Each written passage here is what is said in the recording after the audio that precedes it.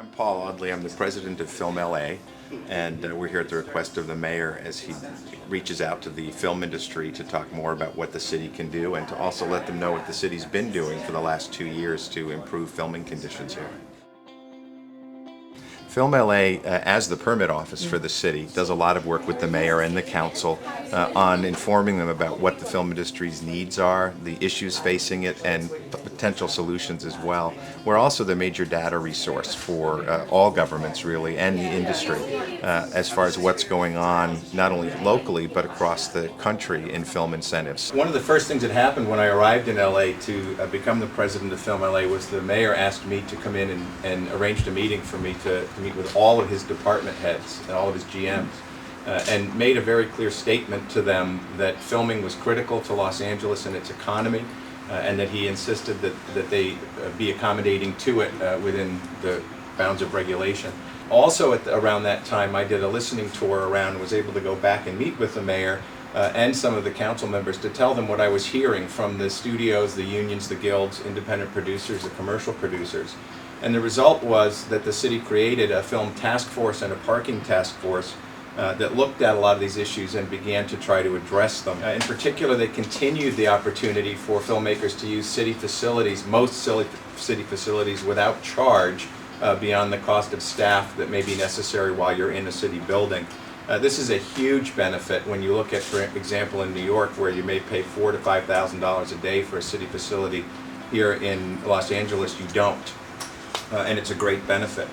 There was a very fast response to the question about parking. The city has made many of its parking facilities available for free, especially in hours off business if they happen to be downtown business lots, but also arranged for all the right-of-ways that DPW has under the power lines to become areas for base camp and parking, which really expanded that opportunity more throughout the city's regions.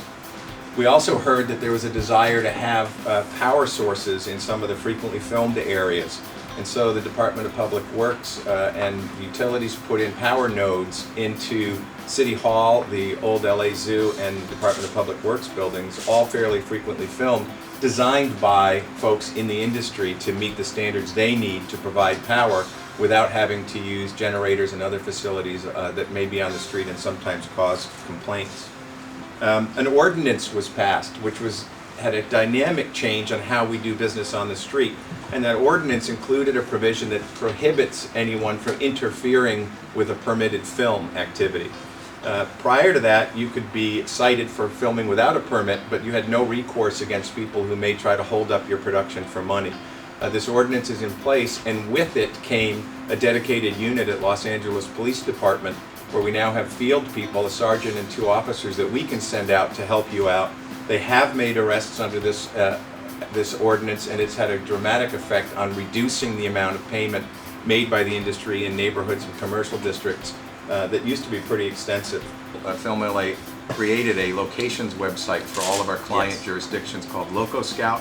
which allows the locations community and filmmakers to go to this one site and see virtually all the public facilities available, how to reach them, and it's searchable by address and distance from other film sites. It's quite a robust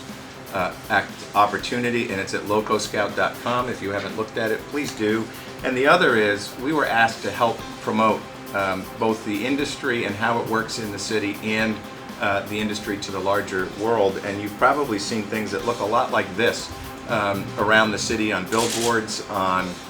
bus benches, on kiosks, and now on production vehicles. The Film Works campaign was designed using stakeholder input to do 2 things. One is to drive home the fact that this is a home industry that has a major economic impact on Los Angeles and its environs, and that it's about the people who work in it, that they're your neighbors, they live next door to you, they are Boy Scout and Girl Scout leaders, and they are a part of the community and deserve your support as well. The industry itself and the unions and guilds are using it, the same logo, to say thank you for letting us be in your neighborhoods and to recognize that it can be an inconvenience, but that they really appreciate its presence.